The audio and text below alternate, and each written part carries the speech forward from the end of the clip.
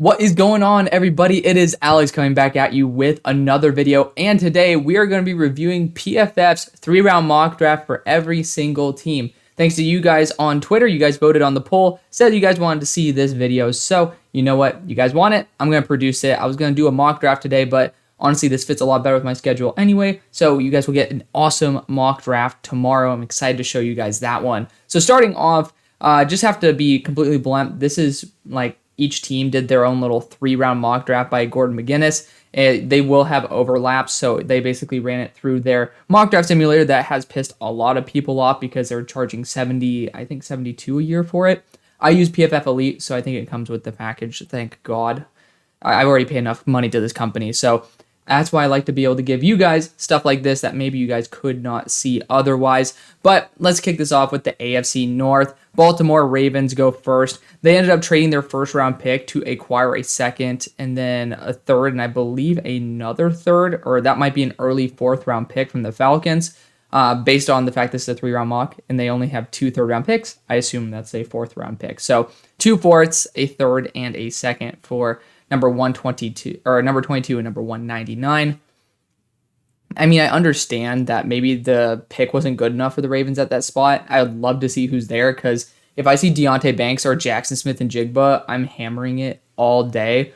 Pause. So let's just take it as it is. They trade back. Round 2, BJ Ojulari. I love him to death. I don't know how that's going to work necessarily with David Ojabo, who's just brought in. I think that's kind of an overlap, and I really want to see Ojabo actually have a chance to shine. Always there as well. I have BJ Ojulari. You guys see it, number 6 on my big board. Subject to change with more tape, of course, because actually right now I am revaluing a lot of players, but BJ Ojulari's done a great job making himself better each and every year that I've looked at him, and he's going to be a stud. I just think that he might get lost in the mix here for Baltimore, and I kind of feel bad about that, that would be, in my opinion, kind of criminal to basically put him in a deep rotation. But round number 3, they went Tank Dell and Michael Wilson. I understand the idea of going wide receiver. As I said, Jackson Smith and Jigba would be my dream first-round pick for the Ravens. More of a reliable option if they're able to keep Lamar on the team. But Tank Dell, man, we've seen so many of these smaller receivers just not work if you are really trying to keep Lamar Jackson. It just doesn't make any sense. Tank Dell is an amazing player. I got to see him destroy my SMU Mustangs in person, but we've seen with guys like Hollywood Brown who have a ton of talent that it just doesn't match up to what Lamar is excited to use and what he's most efficient with. I think you need to build around the strengths of your quarterback rather than just simply going with the BPA. And I've seen that the Ravens are notorious for going BPA on these receiving so often that it just hasn't worked out. And that doesn't mean they did bad picks. It was just bad picks for the quarterback that they have for the future. And again, if they end up going after a different quarterback, makes sense. But I just don't really like it too much myself. Bengals then going Kincaid, Bergeron, and McBride. I love Dalton Kincaid. I think he fits perfectly well. I would love to look at offensive line in the first round. I do not like Matthew Bergeron. I'm just going to be honest. I continue rewatching his tape, trying to see more and more. And I actually start seeing less and less. He cannot hit his hands in the right spot. He likes to grab right out here, and I just don't really see it. I really don't. And then Dwayne McBride's an awesome weapon, so I would like him in that rotation replacing Samaje Perine. So I'm perfectly fine with that. Pretty sure Samaje. Next, we got the Browns. They have 1 pick. Jordan Battle from Bama and Moro Ojomo from... Actually, they have 2 because they ended up trading back with the Jets and traded their second-round pick for Elijah Moore. Jordan Battle, Moro Ojomo. I don't really think that's very good value for Jordan Battle. I think that he's kind of like a mid-safety, and you guys just brought on Juan Thornhill. You guys have been the masters of free agency in terms of getting safeties. Don't really think you need to spend a third-round pick on somebody who's not that great. And Moro Ojomo, it's fine. They need defensive interior. I feel like this is a little bit of a botched one for Cleveland and myself. Steelers then going Deonte Banks. I love it. And you guys might say, I believe that this was all in one mock draft. So I think they did it per, and I should have probably read the instructions, but it was because I actually looked at the full mock draft. So this was based, all these did work together. So Deonte Banks was off the board for the Ravens. Of course, I don't know if Jackson Smith and Jigba was, but Steelers getting Deontay Banks, great. DeJuan Jones for the Steelers is incredible value. I don't like Siaki Ika, but I understand for the people who do like him, he'd be a good addition to that front. And then, oh, I lied. There's Tank Dell again. I thought that they had it as one continuous mock draft. So I bullshitted again. So screw them. Yeah, Tank Dell to the Steelers. I just don't understand how you would do that in the same division. Like, you can at least have the level of standard to not redo a player in the same division. That's just my thing. I try my best to, unless like the 6th or 7th round where, really you're down to pretty much nobody's versus maybe some dudes you like, trying to keep things original. And, doing this in the same division, to me, that's a little bit of a low bar for a company that's now trying to charge people for using their mock draft simulator. They're trying to increase their revenue. I think having higher standards would be a good place to start to be able to warrant charging those prices. But Bryce Young, so we're starting off with the Texans, of course, for the people who are like driving in a car. Texans, they go Bryce Young and Kalijah round 1. I think it's perfectly fine.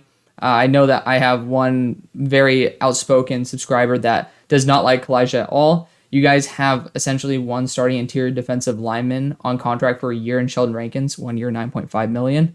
I think it's perfectly fine to give a Javon Kinlaw plus version to D'Amico Ryans. Then round number 2, they went Jalen Hyatt. I'm fine with that too, getting a nice deep threat there since Brandon Cooks is gone. Round number 3, Tuli Tuipulotu. That's a good value edge rusher. And Darius Rush, I'm not nearly as high on him, but it is round 3. You are taking a solid corner. I think that there might have been a better one on the board, but I don't know what was on the board. Unfortunately, that's the issue with looking at mock drafts like this, is that you can't actually see who was there. I don't think Darius Rush is a bad pick. I just think it's a bit early. Then we were going to the Colts. In their 3-round mock draft, they got Will Levis, Steve Avila, Rashee Rice. Now, I love these first two. I know that, Will Levis is up in the air. I think it's selfish of Ballard to go Will Levis over Anthony Richardson. And I have Will Levis still in my top 20. I don't think he's a bad prospect. I think he'll do perfectly fine there. I'm saying that if you really want to have a guy who could bring your team to the Super Bowl, I don't think Will Levis is the guy like Jared Goff to sit down and be a game manager well enough to be carried by the rest of the team. That would be good for the system, or, well, we thought with Matt Ryan.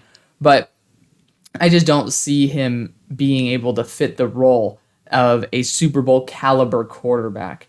I love him as a leader. And, people are trying to get on him like Colin Cowherd for improving his body composition over the offseason.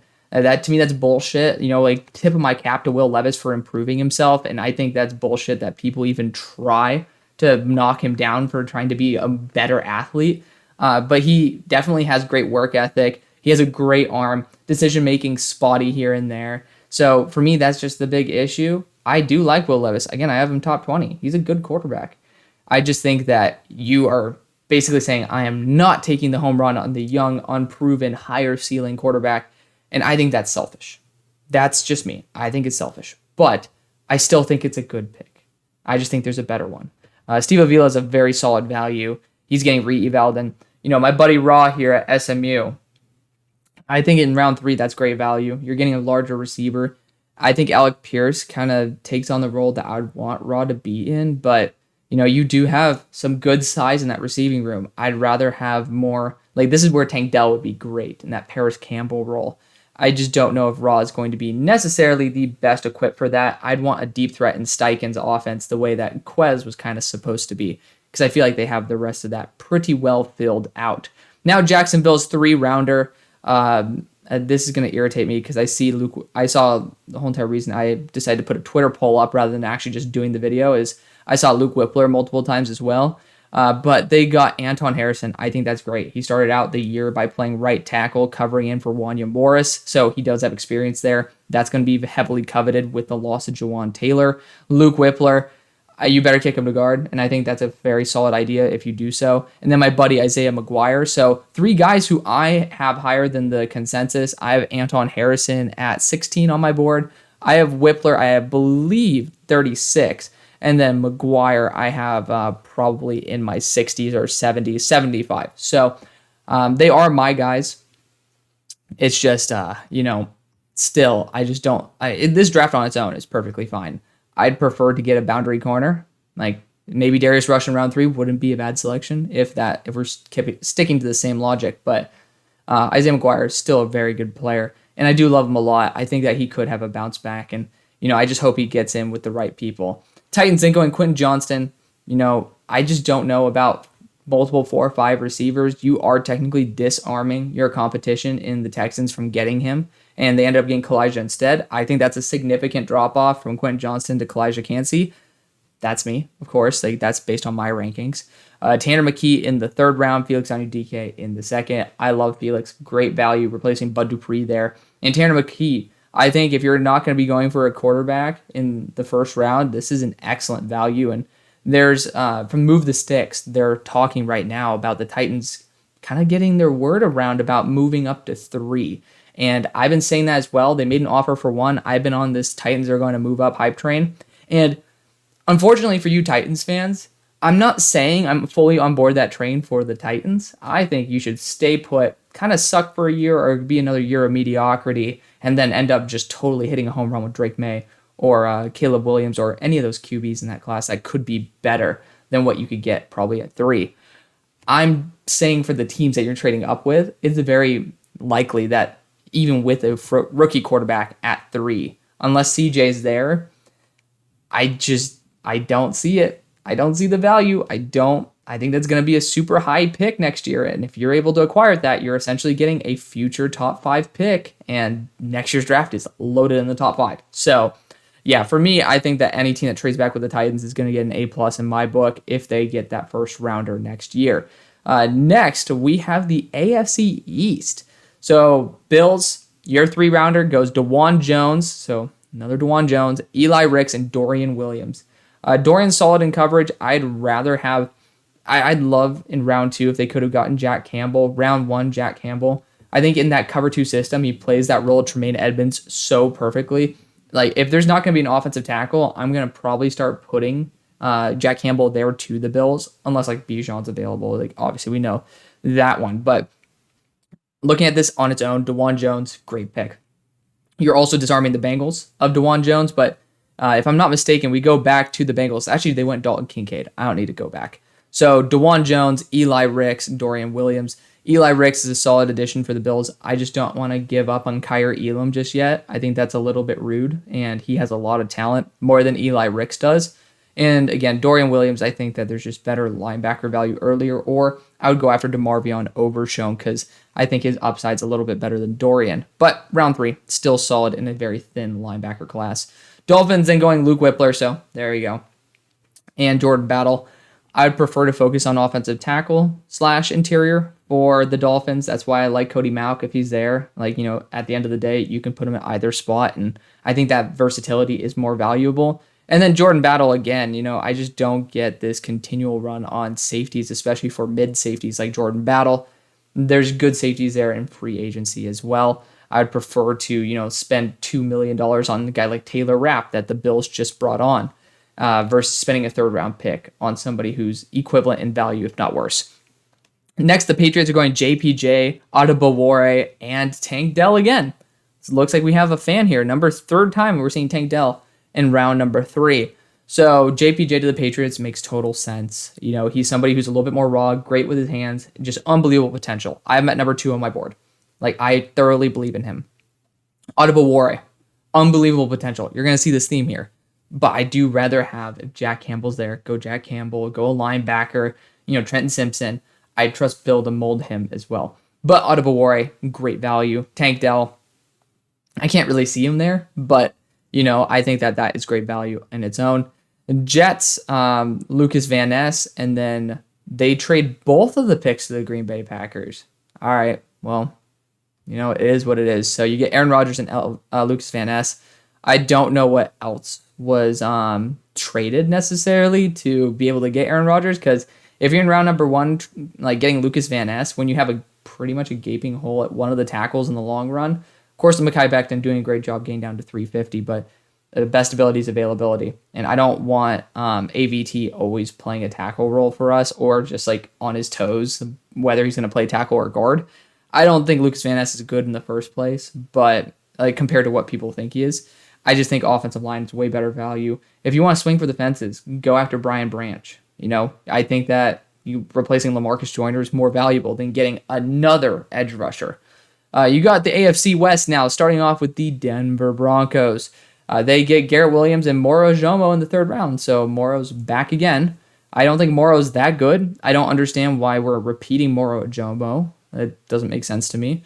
But Garrett Williams is tremendous value. He is supposed to be a top 15 to top 20 player in this draft if he did not tear his ACL. Incredible coverage ability, a little bit on the smaller side, but if we're talking about Devon Witherspoon being a high caliber player, you might as well start talking about Garrett Williams too, because both of them have a similar size.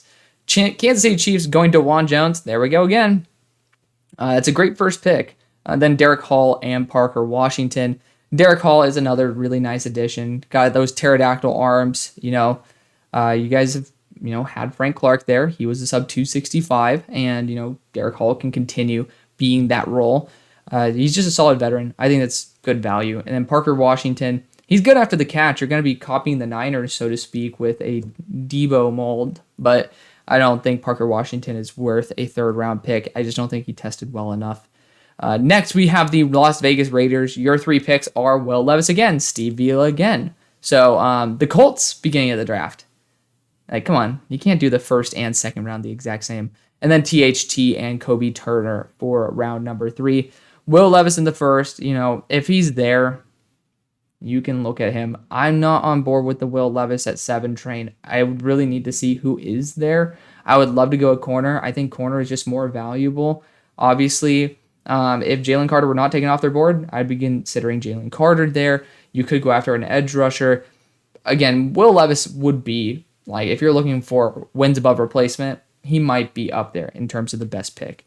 But, if you're going to be going Steve Avila in the next round, at least have the courtesy to give people a new mock draft or a new first round pick, or do one or the other. I don't know, that I'm just not a fan of that personally. I'd be kind of embarrassed myself if I produce a video for you guys with the first 2 picks of different teams 7-round mock drafts being identical, unless they're a month apart, because then values change.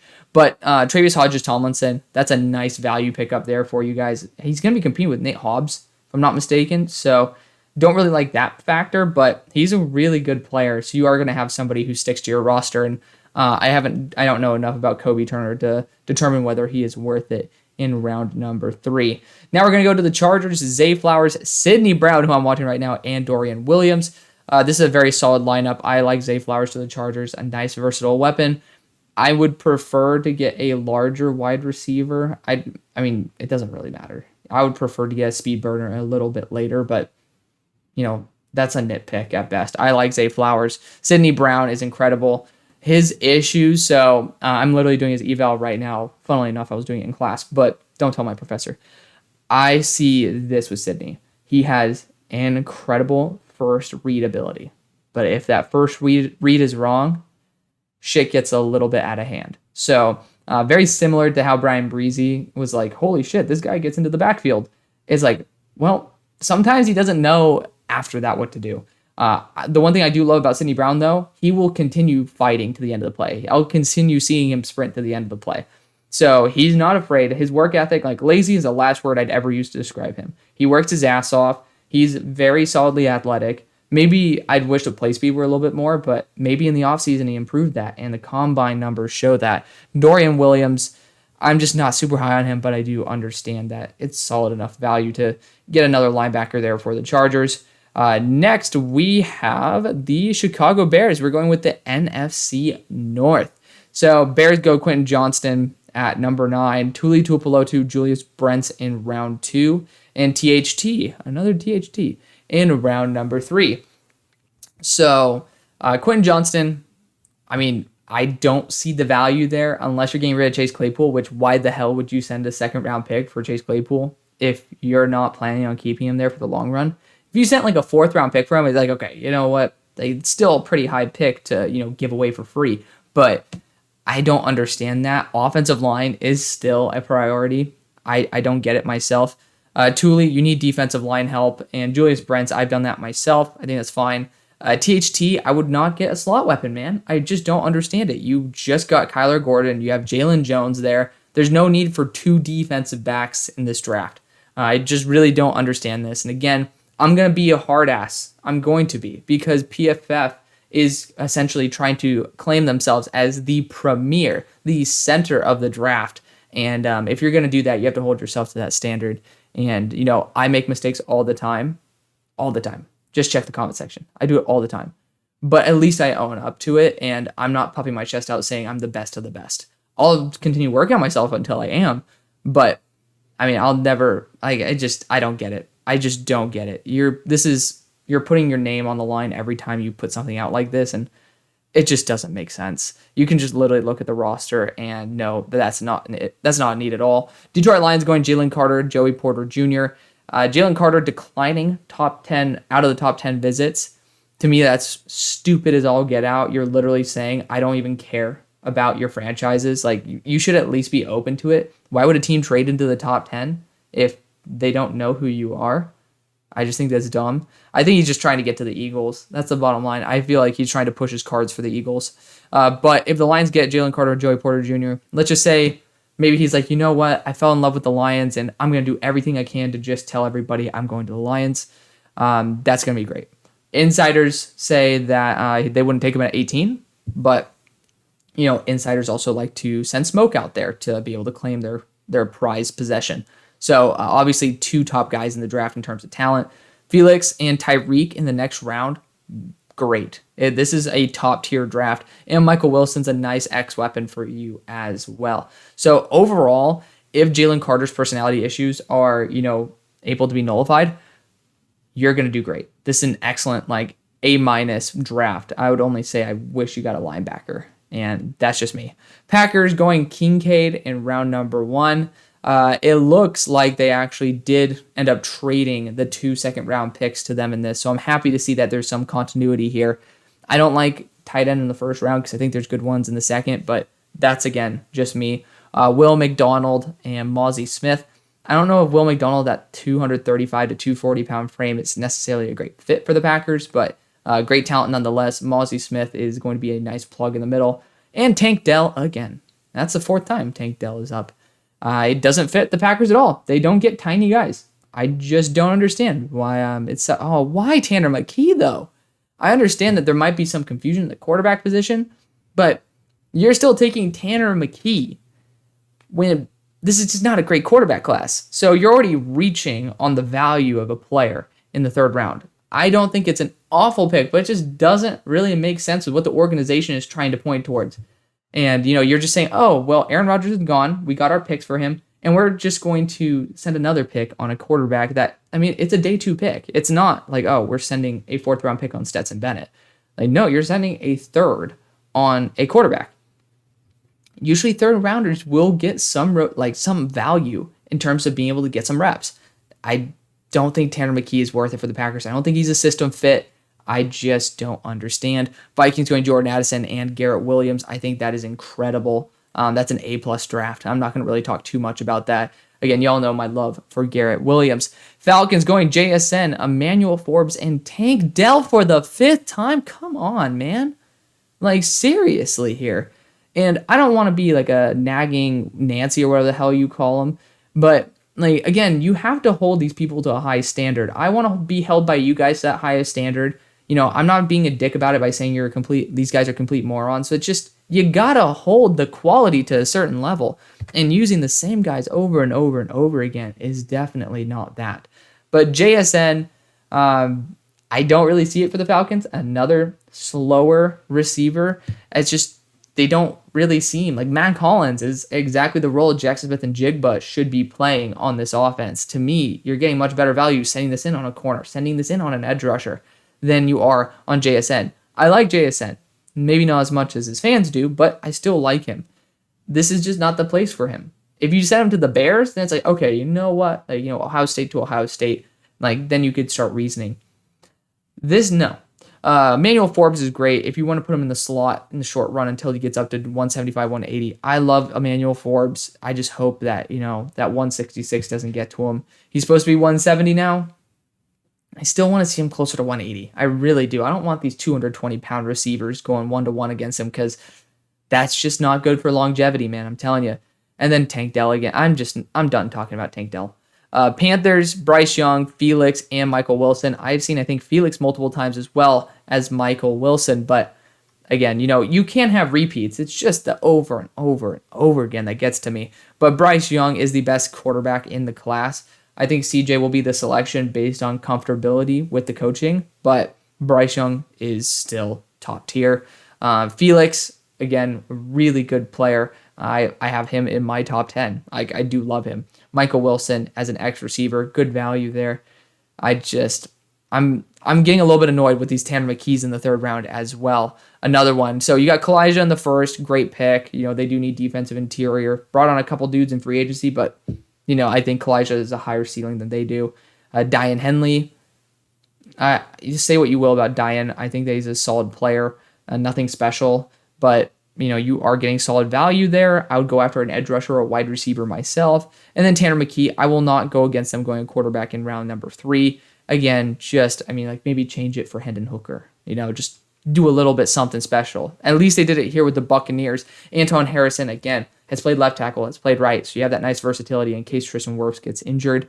Hendon Hooker, solid value in round 2. I just hope that injury doesn't limit him in the future. He's an older prospect, and he was injured to his primary asset. And Luke Schoonmaker's a bit early, but I do like the idea of going tight end for him. NFC East, I think this is the last of it. Pretty sure it's the last of it. Cowboys going Mozzie, round 1. I think it's a bit early, but I'm not going to shame him too much. Charbonnet, my buddy Zach wanted to be a Cowboy back in high school. Round 1 pick for him, not going to happen, but it would be really cool to see Zach here in Dallas as well. And another Luke Schoonmaker. I don't understand what's up with the hype about Luke Schoonmaker. Maybe you could say Tucker Kraft, change it up a little bit. But tight end for the Cowboys is not off the charts either. I think that going at corner should be something they do to develop for one more year. But I'm not going to get on their ass about it too much. Giants, Addison, Whippler again, THT again. I think if it ends up going like this, it's a pretty damn solid draft. I like THT. I think they have a lot of dudes who are kind of like slot hybrids. I would prefer a bigger boundary corner, but I'm not going to complain if the draft falls like that. Eagles going JSN and Steve Avila. Sidney Brown, Moro Jomo. I love the Sidney Brown pick. That's an A++. I would say they should do it at 30. But we got to talk about this. So, man. Okay. So JSN, I don't really think should be a pick for them. I know it wouldn't be an awful selection. Wide receiver 3 is not going to be a bad selection, but that's a really low return on your investment. It's a top 10 pick, and he's going to be the 3rd best receiver on your team. And he's going to get the 3rd amount of targets, if not the 4th. I think Dallas Goedert might get more than JSN. So you already are lacking there. And then, he's a good blocker. Yay. But you're not moving the needle. I'm talking about this. Your bigger return on investment, moving the needle the most. Jack Smith and Jigba and Steve Avila are people who are going to be very minute. They're the long-term investment.